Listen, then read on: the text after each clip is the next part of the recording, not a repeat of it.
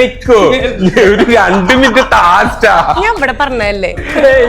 ചിരിപ്പിക്കല്ലോ please. അത് പറ്റില്ല. അനീഷിന് PR ഉണ്ടായിരുന്നു. ഏറ്റവും അധികം വേദനിപ്പിച്ച അങ്ങനെ ഒരു കമന്റ് ഉണ്ടാവില്ല, ഐ ലവ് യു എന്നുള്ള മെസ്സേജസ് ഒരുപാട് വരുന്നു. കേക്കട്ടോ പറയണോ, തന്റെ ഫാൻസ് അറിയട്ടെ.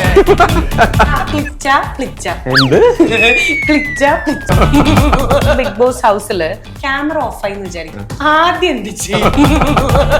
ഈ വർഷം സിനിമയിൽ വരും, ഈ വർഷം തന്നെ കല്യാണം, എന്തൊക്കെ നമ്മൾ പ്രേക്ഷകർ കാണണം. Your time starts now. ഒരു ക്ലൂ തരൂ, ഇതെന്താ ചെയ്തേ? പുള്ളിക്ക് ഒറ്റ വാക്കിൽ പറയാൻ പറ്റില്ല, അതുകൊണ്ടല്ലേ. ഒന്നും ഞാൻ പറയുന്നില്ല. Hello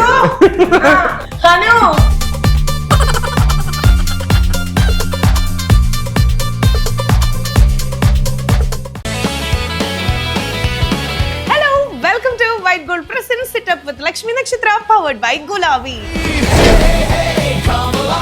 Sing this song and step. Set it up with Lakshmi Nakshatra. Next level കഴിഞ്ഞൊരു എപ്പിസോഡ് കഴിഞ്ഞപ്പോ ബിഗ് ബോസിനെ പറ്റിയിട്ടുള്ള ഹോട്ട് ഡിസ്കഷൻസ് ഇങ്ങനെ അനീഷ് ഇങ്ങനെ വാരി കോരിച്ചൊരിഞ്ഞുകൊണ്ടിരിക്കുകയായിരുന്നു. എൻ്റെ ഒരുപാട് മെസ്സേജസ് ഒക്കെ ഇൻസ്റ്റയിൽ ഉണ്ടായിരുന്നു, പാർട്ട് 2 എപ്പോൾ അപ്ലോഡ് ചെയ്യുന്നുള്ളത്. പാർട്ട് 2ലേക്ക് എല്ലാവർക്കും വെൽക്കം. അനീഷ് അണ്ണനെ വിളിക്കട്ടെ. അണ്ണേ, Set it up with Lakshmi Nakshatra. Next level ഫിനാലെയുടെ സമയത്ത് ഇപ്പം ബോച്ചെ, ഇപ്പൊ എനിക്കും പേഴ്സണലി അറിയുന്നതാണ്, ബോച്ചയുടെ ചാരിറ്റബിൾ ട്രസ്റ്റ് ആയിട്ട് അനീഷിന്റെ ബ്രദറും എല്ലാവരും കൂടെ ലിങ്ക്ഡ് ആണ്. അനീഷിന് PR ഉണ്ട്, അങ്ങനെയൊക്കെ മറ്റു പലരും പറഞ്ഞിരുന്നു. അനീഷിന് PR ഉണ്ടായിരുന്നോ?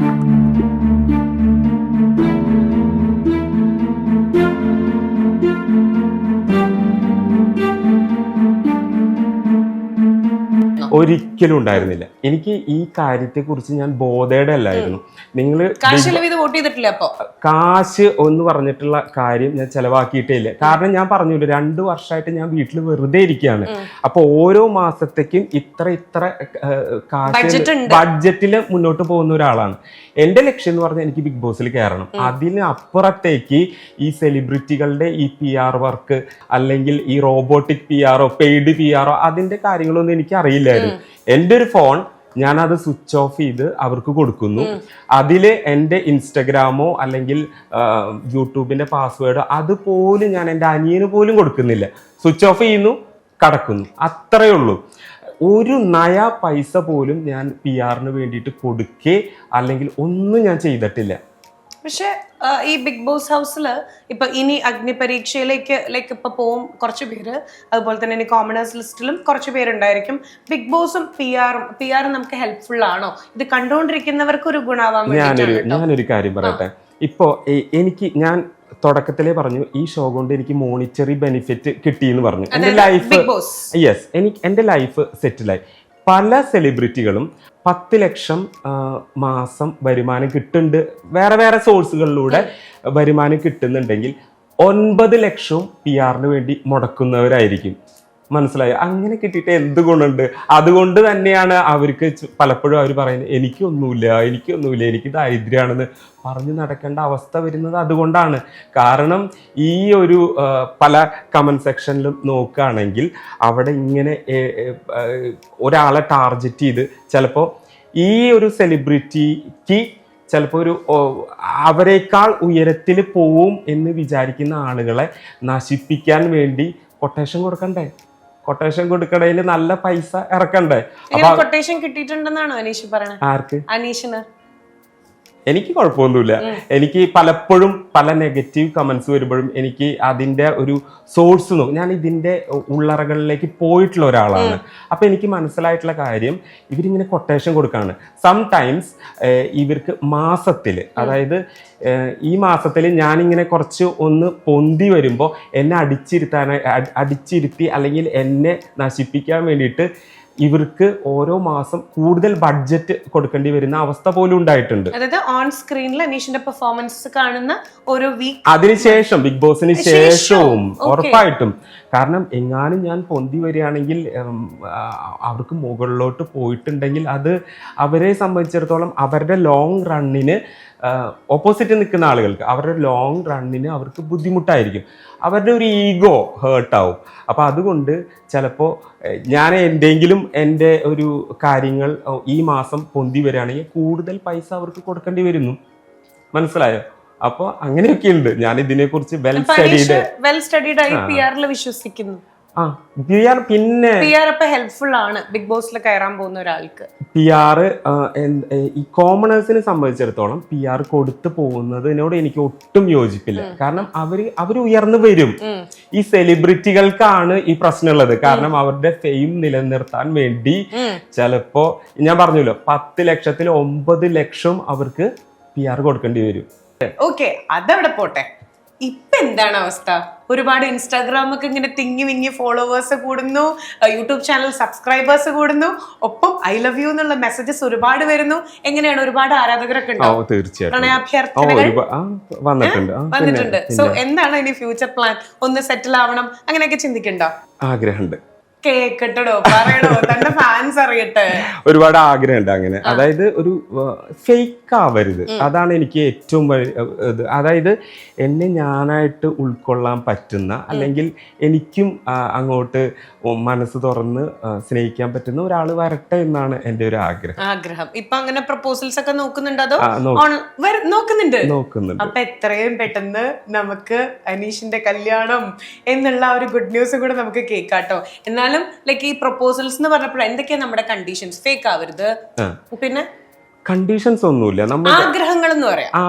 അങ്ങനെയൊന്നുമില്ല, ഭയങ്കരമായിട്ട് ആഗ്രഹങ്ങൾ അങ്ങനെയൊന്നുമല്ല. നമ്മള് ജെന്യൂൻ ആയിരിക്കും, ബി യുവർ സെൽഫ്, അത് മാത്രമേ ഉള്ളൂ. ക്വാളിഫിക്കേഷൻ അങ്ങനെയൊന്നുമില്ല. ഇല്ല 2 എഴുത്തുകാർ വേണ്ട. ഒരു വീട്ടില് 2 സെലിബ്രിറ്റി വേണ്ട, 2 എഴുത്തുകാർ വേണ്ട. വീട് എന്ന് പറയുന്നത് നമ്മുടെ ഒരു എന്താ നമ്മളായിട്ടിരിക്കുന്ന ഇടം ആണല്ലോ. അപ്പൊ അതിന്റെ ആവശ്യമില്ല എന്ന് തോന്നുന്നു. അനീഷ്, ഒരു കുട്ടി സെഗ്മെന്റിലേക്ക് നമ്മൾ പോവാണ്. ഈ സെഗ്മെന്റിന്റെ പേര് ക്ലാ ക്ലാ ക്ലിക് ക്ലിക്. വേണമെങ്കിൽ ക്ലൂ കൂടി ഇടാം. ഓക്കെ, എന്നെ ട്രബിൾ ആക്കരുത്. ഒട്ടുമില്ല. അതായത് ഞാൻ കുറച്ചു പേരുടെ ലൈക് പേര് പറയും, അവരെ പറ്റി എന്താണ് തോന്നുന്നേ എന്നുള്ളത് പറയണം. ഓക്കെ, ആദ്യം ലാലേട്ടൻ എന്ന് പറഞ്ഞ നമ്മൾ സ്വപ്നം കണ്ട ഒരു പേഴ്സണാലിറ്റി, ഒരു വ്യക്തി, നടൻ, മഹാനായിട്ടുള്ള ലെജൻഡറി ആക്ടർ എന്നൊക്കെ പറയുന്ന നമ്മുടെ മോഹൻലാൽ സാറിന്റെ കൂടെ ഒരു സ്റ്റേജിൽ നിൽക്കാൻ പറ്റുന്നു, അദ്ദേഹത്തെ തൊടാൻ പറ്റുന്നു, അദ്ദേഹത്തോട് സംസാരിക്കാൻ പറ്റുന്നു. അതൊക്കെ വലിയ ഭാഗ്യം, മുജ്ജന്മ സുഹൃതം. ഓക്കെ, അപ്പൊ ലാലേട്ടൻ എന്ന് പറഞ്ഞ മുജ്ജന്മ സുഹൃതം. ശരി, അടുത്തത് അക്ബറിനെ കുറിച്ച് എനിക്ക് പെട്ടെന്ന് ഓർമ്മ വരുന്നത്, അക്ബർ ഒരു പില്ലോ എടുത്ത് എന്നെ എറിയുന്നുണ്ട്. അപ്പൊ ആ ഒരു സമയത്ത് ഞാൻ ഇങ്ങനെ നോക്കുന്ന ഒരു തുറിച്ചു നോക്കുന്ന, അതെ. അപ്പൊ ആ ഒരു കാര്യമാണ് എപ്പോഴും ഹേർട്ടായി, വിഷമായി, ദേഷ്യം വന്നു അല്ലേ? ശരി, ഓക്കെ. ഷാനവാസിനെ കുറിച്ച് അതിൻ്റെ ഉള്ളിൽ നിൽക്കുമ്പോഴും ഭയങ്കര ഒരു ബോണ്ടാണ് ഷാനവാസ് ആയിട്ടുള്ളത്. അതായത് എന്ത് തരം, ഇപ്പോൾ ചേട്ടനാണോ എന്ന് ചോദിച്ചിട്ടുണ്ടെങ്കിൽ ചേട്ടനാണ്, അല്ലെങ്കിൽ നമ്മുടെ ഒരു ഫ്രണ്ട് ആണോ എന്ന് ചോദിച്ചിട്ടുണ്ടെങ്കിൽ ഫ്രണ്ടാണ്, ബെസ്റ്റ് ഫ്രണ്ടാണ്. അങ്ങനെ ഒരു എന്താ പറയുക, നമുക്ക് കിട്ടിയൊരു ട്രഷർ എന്നൊക്കെ പറയില്ലേ, അങ്ങനത്തെ ഒരു. ഷാനവാസ് കേൾക്കുന്നുണ്ടല്ലോ അല്ലേ? അടുത്തത് രേണു സുധി എന്ന് പറയുന്ന ബിഗ് ബോസ് മലയാളം സീസൺ 7 ഏറ്റവും കൂടുതൽ ജനങ്ങളെ ആഘോഷിച്ച ഒരു വൈറൽ കണ്ടന്റ് എന്ന് പറയുന്നത് ഞാനും രേണു സുധിയും തമ്മിലുള്ള ആ ഒരു ടോക്കാണ്. കണ്ണടച്ച് കിടക്കണ ഞാൻ കണ്ടു. അപ്പൊ അത് രേണു സുധി ഒക്കെ എന്ന് പറഞ്ഞ അത് ഞങ്ങൾ തമ്മിലൊരു വല്ലാത്തൊരു ബോണ്ട് ഉള്ള പോലെയും എനിക്ക് തോന്നിയിട്ടുണ്ട്. ജിഷിനെ കുറിച്ച് എനിക്ക് ഏറ്റവും ആദ്യം പറയാനുള്ളത്, ജിഷിൻ വെജിറ്റേറിയൻ ആണ്. അപ്പൊ വെജിറ്റേറിയൻ ആവുമ്പോ ഉണ്ടാവുന്ന ഒരു ചെറിയ പ്രശ്നങ്ങൾ അതിൻ്റെ ഉള്ളിൽ ഉണ്ടായിരുന്നു. ആദില നൂറ എന്ന് പറഞ്ഞിട്ടുണ്ടെങ്കിൽ അതിൽ ആദില എന്ന് പറയുന്ന ഒരു വ്യക്തി ഒരു ക്ഷിപ്രകോപിയാണ്. ക്ഷിപ്രകോപി മീൻസ് മുൻഷുണ്ടി ഒക്കെ ഉണ്ട്. അതൊക്കെ കുറച്ച് കുറയ്ക്കണം എന്നുള്ളതാണ് എനിക്ക് തോന്നിയിട്ടുള്ളത്. നൂറ ഇസ് ഫൈൻ, കുഴപ്പമില്ല. അനുമോളെ കുറിച്ച് പറയാനാണെങ്കിൽ എന്ത് പറയും, അനുമോൾ അത്ര. അനീഷിന് ഏറ്റവും എന്താ പറയാ, നമ്മൾ എത്രയൊക്കെ കമന്റ്സ് നോക്കില്ല എന്ന് പറഞ്ഞാലും കമന്റ്സ് ചിലപ്പോൾ നമ്മൾ നോക്കും. എന്നാലും ഏറ്റവും അധികം വേദനിപ്പിച്ച അങ്ങനെ ഒരു കമന്റ് ഉണ്ടാവില്ല, സ്ട്രൈക്കിംഗ് കമന്റ് അങ്ങനെയൊന്നുമില്ല. ഉണ്ടാവില്ല. ശരിക്കും ഒരിക്കലും ഒന്നും വായിച്ചിട്ടില്ല ഇതുവരെ. എനിക്ക് എന്തെങ്കിലും തരത്തില് ബുദ്ധിമുട്ടുണ്ടാക്കുന്ന കമന്റ്സ് ആണെങ്കിൽ ഇമ്മീഡിയറ്റ് ആയിട്ട് ഞാൻ സൈബർ സെല്ലിൽ കേസ് കൊടുക്കും. കൊടുക്കും. ഞാൻ വെയിറ്റ് ചെയ്യാറില്ല, വെട്ടൊന്നും മുറിയിലുണ്ട്, അത്രേ ഉള്ളൂ. ഞാൻ എത്ര കേസ് ഫയൽ ചെയ്തു? കുറച്ചധികം കൊടുത്തിട്ടുണ്ട്, 1-2 കുറെ അവർക്ക് തന്നെ ഇതുണ്ട്. പക്ഷെ അവര് കറക്റ്റ് ആയിട്ട് നമുക്ക് റെസ്പോൺസ് തരും എന്നുള്ളതാണ്. അങ്ങനെ 2-3 ആളുകളായിട്ട് കിട്ടുകയും ചെയ്തിട്ടുണ്ട്. ഫേക്ക് അക്കൗണ്ടിൽ നിന്ന് വരുന്ന കാര്യങ്ങൾ കണ്ട് ഒറിജിനൽ അക്കൗണ്ടിലുള്ളവരും ചിലപ്പോൾ മാനിപ്പുലേറ്റഡ് ആയിട്ട് പോകും. അങ്ങനെയുള്ളവരെ കണ്ടെത്തി അവർക്ക് പണി കൊടുത്തിട്ടുമുണ്ട്. അവര് പല തവണ വിളിച്ച് അവരുടെ വീട്ടുകാരൊക്കെ മാപ്പ് പറഞ്ഞ് ഞങ്ങളോട് ക്ഷമിക്കണം എന്ന് പറഞ്ഞ് എത്രയോ ഇതുണ്ടായിട്ടുണ്ട്. അപ്പോ സൈബർ അറ്റാക്സ് ഇനി കമന്റ്സ് ഇടുന്നവര് നിങ്ങൾ ജാഗ്രത. അനീഷ് ജി ഉങ്ങളെ സുട്ടിടുവേ. പിന്നെ ഒരിക്കലും ഒരാളോടും ചെയ്യാത്ത രീതിയിൽ ആക്കി കൊടുക്കാനായിട്ട് എനിക്കറിയാം. അങ്ങനെയൊന്നും നമ്മൾ വിട്ടുകൊടുക്കൂല. അവരെന്താ കമന്റ് ഇടുന്നേ? അത് ഞാൻ പറയുന്നില്ല. അത് പറയുന്നില്ല, ഒക്കെ സീക്രട്ടാ.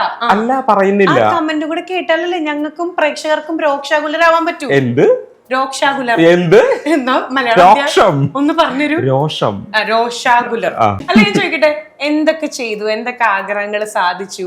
കാരണം നമുക്ക് അവിടെ പെർ ഡേ പേയ്മെന്റ് ആണ്. അത് കൂടാതെ എന്താ പറയാ, ലൈക് റോയ് സാർ ത്രൂ കോൺഫിഡന്റിന്റെ ഒരു ഗിഫ്റ്റ് ഉണ്ടായിരുന്നു. പിന്നെ അതുപോലെ ലൈക് ഹോം അപ്ലയൻസസ് ഒക്കെ കിട്ടി.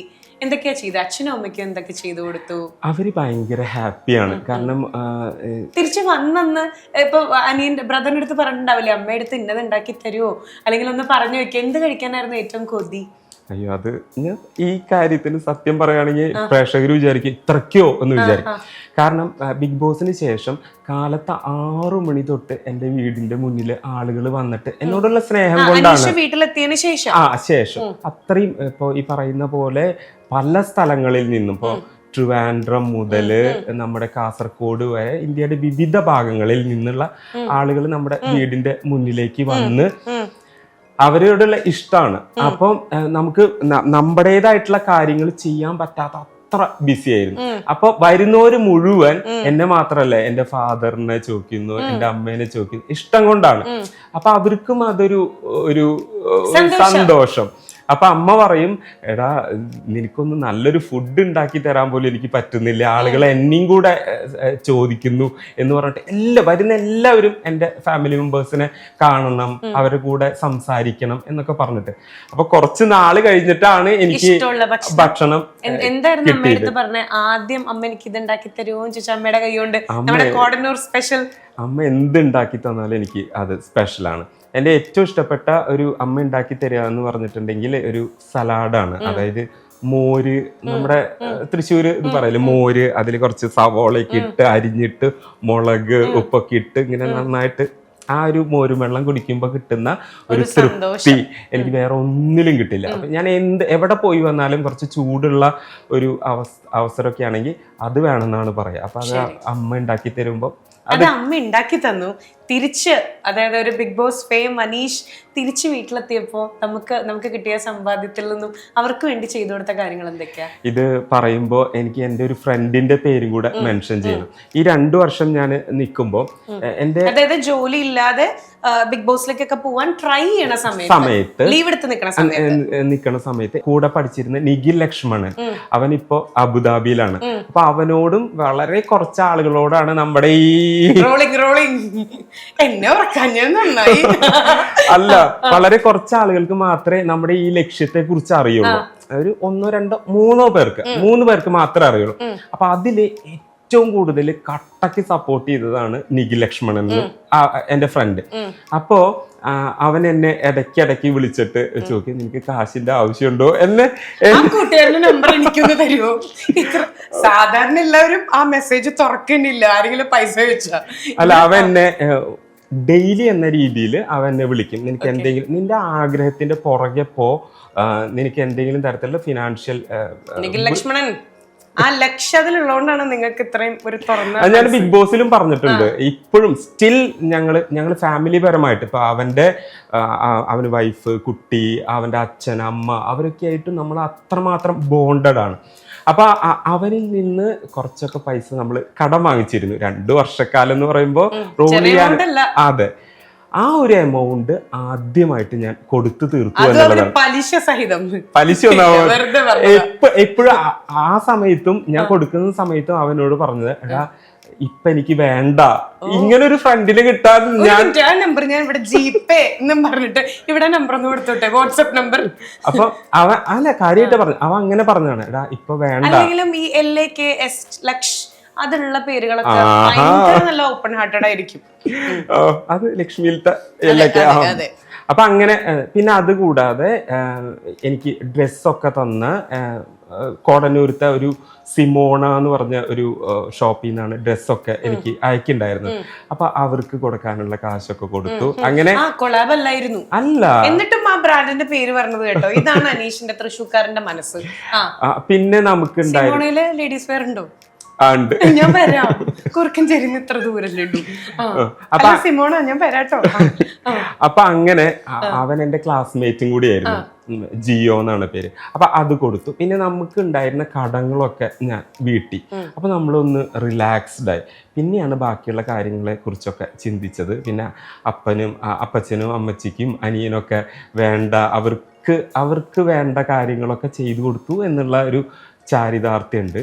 അതാണ് എന്റെ ഏറ്റവും വലിയൊരു ട്രഷർ. അത് കഴിഞ്ഞ് ഇങ്ങനെ സെറ്റിൽ ആയിട്ട് ഇങ്ങനെ ചാരികസാരയിൽ ഇങ്ങനെ ഇരിക്കുന്ന സമയത്താണ് അപ്പൻ ഈ വഴിക്കും അമ്മ ഈ വഴിക്കും വന്നിട്ട്, അനീഷേ ഇനി നീ ഇങ്ങനെ പോയാൽ പറ്റില്ല, നമുക്കപ്പോ നോക്കട്ടെ അങ്ങനെ പറഞ്ഞില്ല. അവരൊരിക്കലും അങ്ങനെ പറഞ്ഞിട്ടില്ല. അങ്ങനെയാണോ പറഞ്ഞത്? അല്ല അവര് ഇതിലൊരു കാര്യമുള്ളത്, ഇപ്പൊ ലക്ഷ്മിയുടെ ഫാദറും മദർ ആണെങ്കിലും ലക്ഷ്മിക്ക് പൂർണ്ണ സ്വാതന്ത്ര്യം തന്നതുകൊണ്ടാണ് ഇങ്ങനെ ഇരിക്കാൻ പറ്റുന്നത്, അല്ലെ? അതുപോലെ തന്നെ ഇപ്പൊ എനിക്ക് ഇത്രയും എന്റെ ഈ വയസ്സിൽ പറയേണ്ട ആവശ്യമില്ല, ഈ വയസ്സിൽ നമ്മൾ ഇത്രയൊക്കെ വയസ്സൊന്നും ആയിട്ടില്ല. എനിക്ക് തോന്നുന്നു ഒന്നുകൂടെ ഗ്ലാമർ കൂടിയിട്ടുള്ളൂ, ഒന്ന് ഫിറ്റ് ആയി ശരിക്കും ബിഗ് ബോസിൽ നിന്ന് ഇറങ്ങിയപ്പോ. അപ്പൊ ഇങ്ങനെ വന്നിരിക്കണമെങ്കിൽ ഇത്രയൊക്കെ ജോലിയുടെ ഇടയിൽ നമ്മൾ ലീവ് എടുക്കുന്നു, ഇതൊക്കെ ഒരു വിപ്ലവമാണ് ശരിക്കും. ഇങ്ങനെ ഒരു സ്വപ്നം കാണാന്ന് പറഞ്ഞിട്ടുണ്ടെങ്കിൽ സാധാരണക്കാരായിട്ടുള്ള ഒരു ഫാദറിനോ മദറിനോ അത് അംഗീകരിക്കാൻ പറ്റില്ല. അതാണ് ഞാൻ പറഞ്ഞ, അവർക്ക് ആശങ്കകൾ ഉണ്ടായിരുന്നു. എങ്കിൽ കൂടെ അവർ പറയാണ്, നിനക്ക് അങ്ങനെ ഒരു ആഗ്രഹം ഉണ്ടെങ്കിൽ തീർച്ചയായിട്ടും നീ പോണം എന്ന് പറഞ്ഞ് കണ്ടിന്യൂസ് ആയിട്ട് മോട്ടിവേറ്റ് ചെയ്ത ആളുകളാണ് എൻ്റെ ഫാദറും മദറും. അതിനേക്കാളൊക്കെ ഉപരി എൻ്റെ അനിയനും കൂടെ ആ കട്ടക്ക് സപ്പോർട്ട് തരുന്ന മാനേജർ റോൾ ആ സമയത്ത്. അതെ അതെ അതെ അതെ. സപ്പോസ് ഇപ്പൊ ബിഗ് ബോസ് ഹൗസിൽ ഒരു ദിവസം 1 മണിക്കൂറിനെങ്കിൽ 1 മണിക്കൂറിന് ക്യാമറ ഓഫ് ആയി എന്ന് വിചാരിക്കും, 100 ക്യാമറ, ആദ്യം എന്ത് ചെയ്യും? ഞാൻ ഉറങ്ങും. ശരിക്കും ഓക്കെ. അപ്പോഴേ ഇനിയിപ്പൊ നമ്മളിപ്പോ ജോലിയിലേക്കാണോ, എന്താണ് ഇനിയിപ്പോ നെക്സ്റ്റ് പ്ലാൻ? ഇപ്പോഴും ലീവിലാണോ? സ്റ്റിൽ ലീവിലാണ്. ശരിക്കും ഡെസിഗ്നേഷൻ എന്താ? ബാങ്ക് മാനേജറോ? അല്ല, ബാങ്കിലല്ല, ഗവൺമെന്റ് സർവീസിൽ. അപ്പോ ഇനി ലീവൊക്കെ മാറി ഇനി തിരിച്ചു കയറാൻ പ്ലാൻ ഉണ്ടോ, അതോ അത് കുറച്ച് നാളും കൂടി കഴിഞ്ഞിട്ടില്ല. 5 വർഷത്തെ ലീവാണ് ഞാൻ എടുത്തിരിക്കുന്നത്. അപ്പോൾ 5 വർഷം കഴിഞ്ഞിട്ട് നമുക്ക് കയറാം എന്നുള്ള ഒരു പ്ലാനാണ്. അതിനു മുൻപ് എനിക്ക് സിനിമ എന്ന് പറയുന്ന ഒരു മേഖലയിലേക്ക് എത്തിപ്പെടണം. ആക്ടിങ് എന്ന് പറയുന്നത് എനിക്കൊരു ഇഷ്ടമുള്ള ഒരു കാര്യമാണ്. ഇഷ്ടം എന്നതിനേക്കാൾ ഉപരി പാഷനേറ്റ് ആണ്. അപ്പോൾ എനിക്ക് അഭിനയിക്കണം എന്തായാലും. അപ്പം ഹോപ്പ്ഫുള്ളി ഈ വർഷം തീർച്ചയായിട്ടും. അതായത് ഈ കയ്യിലും ഈ മനസ്സിലും ഒരു ഓറയുണ്ട്, അത് എന്തൊക്കെ പറഞ്ഞാലും ഉണ്ട്. മാനിഫെസ്റ്റിംഗ് ടെക്നിക്സ് അറിയാൻ തോന്നുന്നു, ലൈഫിൽ ആഗ്രഹിച്ച കാര്യങ്ങൾ നേടിയെടുക്കുക എന്നുള്ളത്. കാരണം ഒരു കോമണറിന് ബിഗ് ബോസ് ആഗ്രഹിച്ച് അതിൽ കയറാൻ പറ്റിയിട്ടുണ്ടെങ്കിൽ സിനിമയും അതുപോലെ തന്നെ മനസ്സിൽ ആഗ്രഹിക്കുക, അത് അതേപടി സാധിക്കും കേട്ടോ. അതെ. പിന്നെ ഒരു കാര്യമുള്ളത്, സിനിമ എന്ന് പറയുന്നത് നടന്നാലേ നടന്നു എന്ന് പറയാൻ പറ്റില്ല. നമുക്ക് ഒരുപാട് ആളുകൾ വീട് വെക്കല്, കല്യാണം, അതെ അതെ അതെ, അതൊക്കെ നടക്കുമ്പോഴാണ് നമ്മൾ നടന്നു എന്ന് പറയാൻ പറ്റുള്ളൂ. അപ്പോൾ സിനിമയിൽ നിന്ന് ഒരുപാട് ആളുകൾ വിളിച്ചിരുന്നു, ഓഫേഴ്സ് വന്നിരുന്നു. നായകൻ വേഷമാണോ? അല്ല, നായകൻ വേഷം അല്ല, എന്നാലും പ്രോമിനൻസ് ഉള്ള ക്യാരക്ടർ. എനിക്ക് നായകനായിട്ട് അഭിനയിക്കണം എന്നുള്ള യാതൊരു പിടിവാശിയും. ഞാൻ വിചാരിക്കുന്നത് നായകനാവാനുള്ള ഒരു മെച്യൂരിറ്റി, പക്വത എനിക്ക് എത്തിയിട്ടില്ല എന്ന് വിശ്വസിക്കുന്ന ഒരാളാണ്. പക്ഷെ എനിക്കൊരു പ്രോമിനൻസ് ഉള്ള റോൾസ് തന്നെയാണ് വരുന്നത്. അപ്പൊ നടക്കട്ടെ, പ്രതീക്ഷിക്കാം. ദൈവമേ, ഈ വർഷം സിനിമയിൽ വരും, ഈ വർഷം തന്നെ കല്യാണം, എന്തൊക്കെ നമ്മൾ പ്രേക്ഷകർ കാണണം, എല്ലാം നടക്കട്ടെ, അത്ര മാത്രം പറയാനുള്ളൂ. നാക്ക് പൊന്നാവട്ടെ. നല്ലതാ. സെറ്റപ്പ് വിത്ത് ലക്ഷ്മിയില് നമ്മളിതാ ഇനി ഒരു ചെറിയൊരു സെഗ്മെന്റിലേക്ക് പോവാണ്. ഈ സെഗ്മെന്റിന്റെ പേര് ഗസ് ചെയ്യാൻ പറ്റുമോ? കണ്ടിട്ട് ഇല്ല, നോ ഐഡിയ. ക്ലിച്ച. എന്ത്? ക്ലിച്ച. എന്ത്?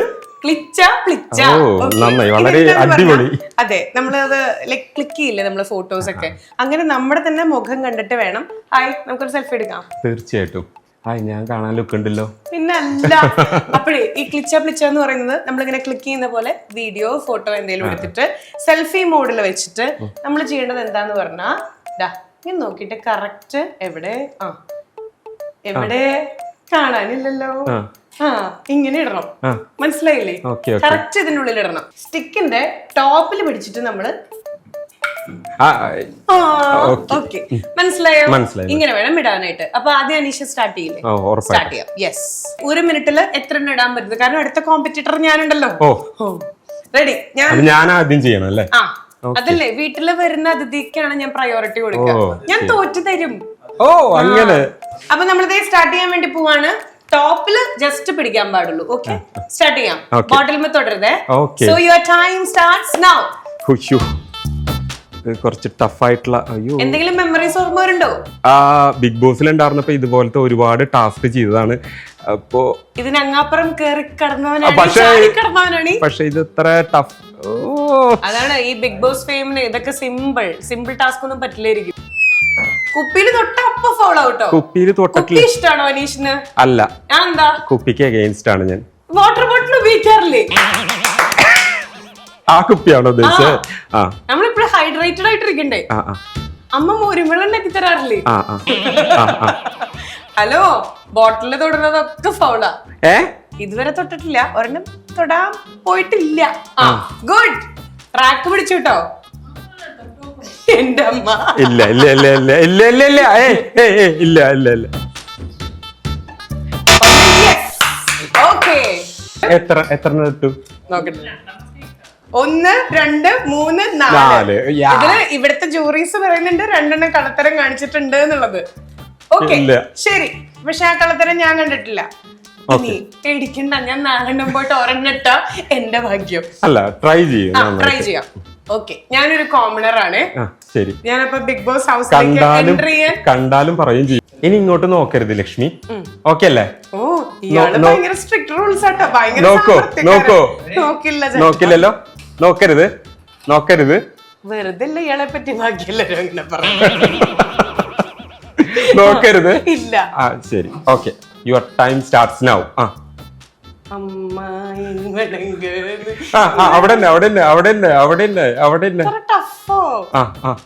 ഒരു ക്ലൂ തരൂ. ഇതെന്താ ചെയ്തേ? പോരട്ടെ, 1 മിനിറ്റ് കഴിഞ്ഞില്ലേ?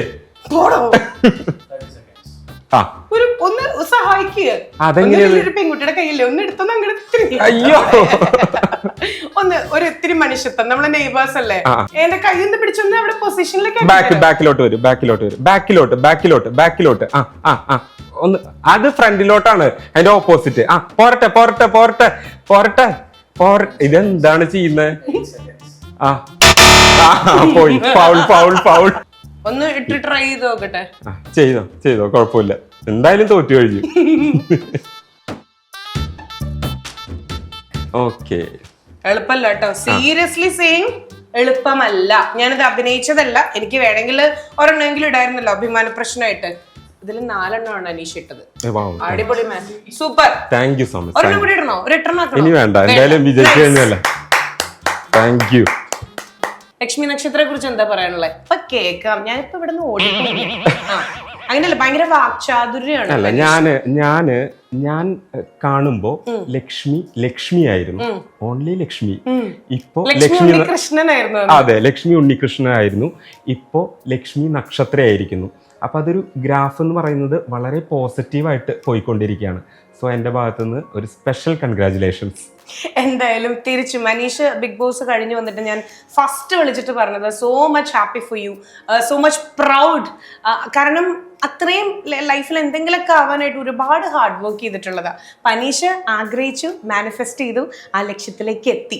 അപ്പോൾ ഇനി അഗ്നിപരീക്ഷ വരാൻ പോകുന്നു. വൈറ്റ് ഗോൾഡ് പ്രസൻസ് അഗ്നിപരീക്ഷ വരാൻ പോകുന്നു.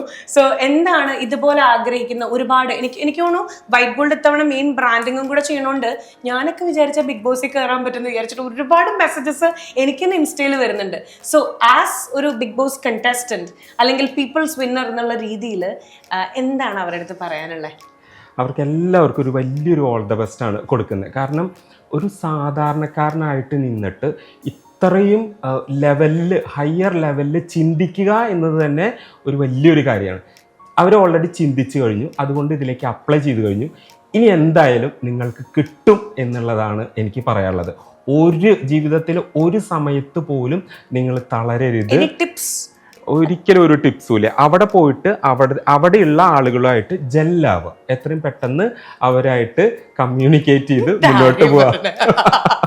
ഓക്കെ, അപ്പൊ എന്തായാലും അനീഷ ഒരുപാട് സന്തോഷം. കാരണം 1 ഇയറിന് ബിഗ് ബോസ് കഴിഞ്ഞപ്പോ ഒരു വർഷം ആവാറായി. അപ്പോ ഈ ഒരു വർഷത്തിന് ശേഷം സിറ്റപ്പിലൂടെയാണ് നിങ്ങളിലേക്ക് എത്തുന്നത്. അപ്പൊ എന്തൊക്കെയാണ് ഇനി പ്രേക്ഷകർക്ക് പ്രതീക്ഷിക്കാൻ പറ്റണേ? എന്തൊക്കെയാണ് ഭാവി പ്ലാൻ? കാരണം ഇനിയുണ്ടല്ലോ ഒരു 3 വർഷം കൂടെ ലീവ് എടുത്തിട്ട്.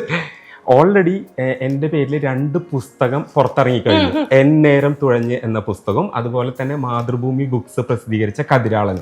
2 ബുക്കിന് നല്ല റെസ്പോൺസ് ആണ്. അപ്പോൾ ഒരു ബുക്ക് ബെസ്റ്റ് സെല്ലറായിട്ട് മാറ്റാനും കഴിഞ്ഞു. അപ്പൊ അതൊക്കെ അതെ എന്നേരം തുഴഞ്ഞു. അപ്പൊ അതൊക്കെ ഒരു ഭാഗ്യമാണ്. ഇപ്പൊ കതിരാളനും ആ നിലയിലേക്ക് പോകുന്നു എന്നറിയുന്നതിൽ ഒരുപാട് സന്തോഷമുണ്ട്. അപ്പൊ എഴുത്തിന്റെ വായിക്കാത്തവർ എത്രയും പെട്ടെന്ന് ആ ബുക്സ് തേടി പിടിച്ച് മേടിച്ച് വായിക്കുക, എന്നിട്ട് അനീഷിനെ DM ചെയ്യാം കേട്ടോ. അപ്പൊ അതൊരു സന്തോഷമുണ്ട്. ഇനിയും എഴുത്തിലേക്ക് വരണം. അത് കൂടാതെ സിനിമ എന്ന് പറയുന്ന അതൊരു വലിയൊരു മേഖലയാണ്. അതെ വലിയൊരു ഓഷ്യൻ എന്നൊക്കെ പറയില്ല, ആ ഒരു ഓഷ്യനിൽ ഒരു ചെറിയ മീനായിട്ട് മാറാനായിട്ട് എനിക്ക് സാധിക്കണം എന്നുള്ള ഒരു ആഗ്രഹമുണ്ട്. അത് നടക്കട്ടെ. യെസ് ഓർ നോ ചാലഞ്ചിലേക്കാണ് നമ്മൾ പോണേ. യെസ് അല്ലെങ്കിൽ നോ മാത്രം പറഞ്ഞാൽ മതി. ഓക്കെ, ബിഗ് ബോസിൽ അഭിനയിക്കേണ്ടി വന്നിട്ടുണ്ടോ? അഭിനയിക്കേണ്ടി വന്നിട്ടില്ല. ടാസ്കിലൊക്കെ നമ്മൾ അഭിനയിക്കേണ്ടി വന്നിട്ടുണ്ട്, അതല്ലാതെ അഭിനയിച്ചിട്ടില്ല. ശരി, യെസ് ഓർ നോ ചാലഞ്ച് ആണ്. Yes or no. ആരോടെങ്കിലും പറയാതെ ദേഷ്യം ഇങ്ങനെ പിടിച്ചു വെച്ചിട്ടുണ്ടോ? സംടൈംസ് പിടിച്ചു വെച്ചിട്ടുണ്ട്. അപ്പൊ യെസ്. പുറത്തു വന്നപ്പോ ഞെട്ടിച്ചൊരു ട്രോള് കണ്ടിട്ട് വിഷമം തോന്നിയിട്ടുണ്ടോ? വിഷമം തോന്നിയിട്ടില്ല, അതൊക്കെ എൻജോയ് ചെയ്യായിരുന്നു. ശരി, വീട്ടിൽ ആരെങ്കിലും മിസ് ചെയ്തിട്ടുണ്ടായിരുന്നോ ബിഗ് ബോസിൽ പോയപ്പോ? ഇല്ല, ഒരിക്കലും ഇല്ല. എന്തും മനുഷ്യനാണോ ഇത്? ഒരിക്കലും ഞാൻ ഹാപ്പി ആയിരുന്നു അവിടെ. അതെ അല്ലെ, ഓക്കെ. ആരോടെങ്കിലും പറയാനുള്ളത് പറയാതെ വിട്ടിട്ടുണ്ടോ? മനസ്സിൽ മാത്രം ഇവിടെ ഇങ്ങനെ ഒരിക്കലും ഇല്ല. പറയാനുള്ളത് എല്ലാ കാര്യങ്ങളും, എല്ലാ ഇമോഷൻസും, എനിക്ക് തോന്നിയിട്ടുള്ള ഇമോഷൻസും ഒക്കെ പറഞ്ഞിട്ടുണ്ട്. ഉർവശി ചേച്ചി പറയുന്ന പോലെ എന്റെ പെട്ടിന്ന് എടുത്തതാ, പണ്ട് നമ്മള് കളിക്കൂട്ടുകാരായിരുന്നു. ശരി, ഇതാണ് എന്റെ ക്യാമറ. ഈ ക്യാമറയ്ക്ക് ഒരു പേരുണ്ട്, അനീഷ് എന്നല്ല, പൂക്കി ക്യാമറ. ട്രെൻഡിങ് ആണ്. ഇവിടെ വന്ന എല്ലാവരുടെയും മെമ്മറീസ് ലൈക്ക് എനിക്ക് ചെറിഷ് ചെയ്യാൻ വേണ്ടിട്ട് ഞാനൊരു ഫോട്ടോ എടുത്ത് ഇവിടെ സേവ് ചെയ്യും. അതുപോലെ പേയ്മെന്റിന് പകരം ചെക്കായിട്ട് തന്നു വിടുകയും ചെയ്യും. ഓക്കെ, ഒന്ന് ചിരിക്കോ? ആരെ പറഞ്ഞ സുന്ദരനല്ലാന്ന്? നമുക്കിത് മാട്രിമോണിയിലിടാം.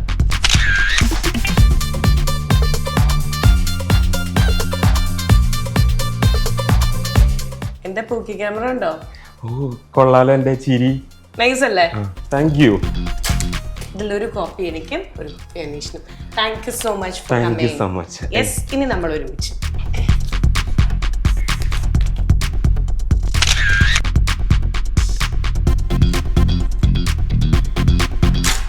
ഓക്കെ അനീഷ, ഞാൻ പറഞ്ഞില്ലേ വന്നപ്പോ ശരിക്കും പറഞ്ഞു കഴിഞ്ഞാൽ നല്ല ഫിറ്റ് ആയിട്ടിരിക്കണ പോലെ. അത്ര ഫിറ്റ് ഒന്നല്ല, അത്ര ഫിറ്റ് അല്ല, ഫിസിക്കലി ഫിറ്റ് എന്നാണ് ഉദ്ദേശിച്ചത്. എന്താ ഇപ്പോഴത്തെ റുട്ടീനൊക്കെ? ഷുഗർ കട്ട്, ബാക്കിയുള്ള കട്ട്? ഷുഗർ കട്ട് എന്ന് പറയാൻ പറ്റില്ല, ലൈൻ കട്ട് മാത്രമേ ഉള്ളൂ. ഞങ്ങൾക്ക് ഷുഗർ കട്ട് ഒന്നുമില്ല. വീണ്ടും അല്ല, ഷുഗർ കുറച്ചൊക്കെ ഒന്ന് കൺട്രോൾ ചെയ്യുന്നുണ്ട്. ഇപ്പൊ നമ്മള് ബോഡി ഒന്ന് മെയിൻറ്റെയിൻ ചെയ്യണല്ലോ, അതിന്റെ ഭാഗമായിട്ട് ഷുഗർ ഒക്കെ കുറേശ്ശെ ഒഴിവാക്കുന്നു, എന്നാൽ പൂർണ്ണമായിട്ടും അല്ല. എനിക്കിപ്പോ ഒരു ചോക്ലേറ്റ് കിട്ടിയിട്ടുണ്ടെങ്കിൽ തിന്നണം തോന്നിയാ തിന്നും. അങ്ങനെയാണല്ലേ? എന്നാൽ ചോക്ലേറ്റ് പിന്നെന്താ, ഇപ്പൊ തന്നെ തരാലോ. എവിടെ? അത് ഒരു ചോക്ലേറ്റ് അല്ല, കൈ നിറയെ.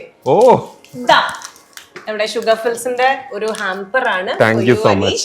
Thank you so much for joining. Thank you so much. എത്രയും പെടുന്ന ഒരു സിനിമാ നടനായിട്ടും ഒരു കല്യാണ ചെക്കനായിട്ടും കാണാൻ പറ്റട്ടെ.